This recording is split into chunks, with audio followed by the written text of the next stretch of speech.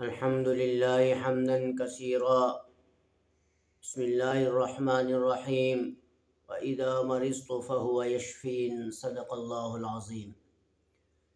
میرے انتہائی قابل قدر دوستوں، بزرگوں اور نوجوان ساتھیوں، تاریخ اولیاء ایک کتاب ہے جس میں مختلف اکابرین، علماء، صلحاء، مؤرخین، محدثین اور مفسرین کے واقعات ہیں۔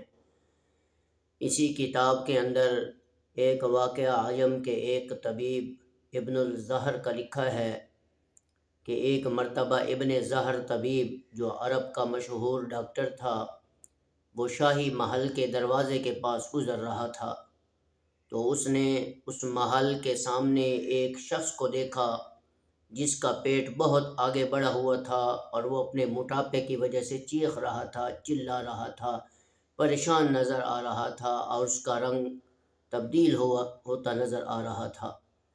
چنانچہ جب شخص نے ابن الزہر طبیب کو دیکھا تو اس نے ابن الزہر طبیب کو کہا کہ او اللہ کے بندے، میری طرف آؤ، میرا علاج کرو، میں بہت بڑا پریشان نظر آ رہا ہوں۔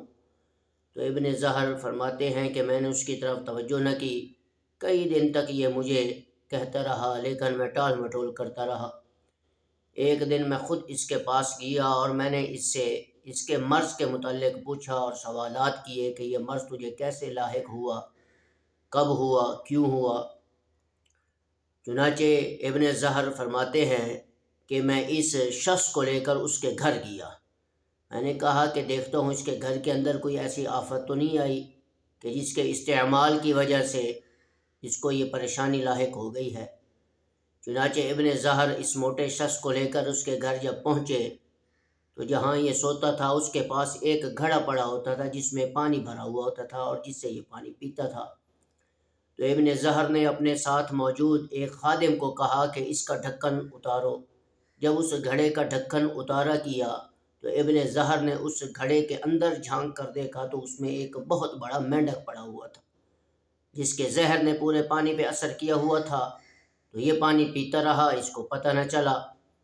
بعض مورخین فرماتے ہیں کہ ڈھکن ہی نہیں تھا، اس لیے یہ جانور اس کے اندر، یہ مینڈک جو ہے اس کے اندر گھسا ہے۔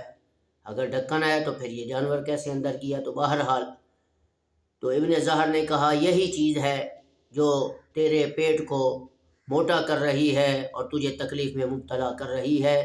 تو ابن زہر نے اس موٹے شخص کے سامنے اپنے خادم کو حکم دیا کہ اس گھڑے کو توڑ دو اور پانی گرا دو۔ تو اس شخص نے کہا کہ اے ابن زہر، آپ اس گھڑے کو کیوں توڑ رہے ہیں؟ میں اس سے پانی پیتا ہوں، میرے پاس کوئی اور پیسے نہیں ہیں کہ آپ توڑ دیں گے، میں کہاں سے لاؤں گا اور کہاں سے پانی پیوں؟ ابن زہر فرماتے ہیں میں نے اس کی ایک بات نہ سنی، میں نے گھڑے کو توڑ دیا اور اس مینڈے کو گرا دیا۔ اور ابن زہر کہتے ہیں کہ میں نے گھڑا تو تیرا توڑ دیا ہے، پانی بھی گرا دیا ہے، اب تجھے تیرا میں علاج نہیں کروں گا، خود بخود اللہ تبارک و تعالیٰ تجھے شفا عطا فرمائیں گے، اب تو اسی حالت میں چند دن گزار، اللہ تجھے صحت کامیابی سے ہمکنار کریں گے۔ چنانچہ اس کتاب میں لکھا ہے کچھ دن کے بعد وہ خود بخود آہستہ آہستہ جو ہے وہ ٹھیک ہونا شروع ہو گیا۔ اس واقعہ کا بتانے کا مقصد صرف اور صرف یہ ہے میرے بھائیوں، جب بھی کوئی برتن پانی کا، کھانے کا استعمال کریں آپ تو اس کو ڈھانک کر رکھا کریں، کوئی نہ کوئی چیز اس کے اندر گر جائے، ہمیں معلوم نہ ہو اور اس کے اندر موجود پانی ہو یا کوئی برتن میں کھانا پڑا ہے، ہم دیکھتے بھی نہیں ہیں اور اسے استعمال کر لیتے ہیں، اور ایسا کھانا ہمیں تکلیف بھی دے سکتا ہے مصیبت میں، بلکہ اتنا زہریلی چیز بھی اندر چلی جاتی ہے، ہوتی تو چھوٹی ہے لیکن اس کا زہر جو ہے وہ زہریلی جانوروں سے بھی زیادہ ہوتا ہے، خطرناک ہوتا ہے، جو موت کا سبب بن سکتا ہے۔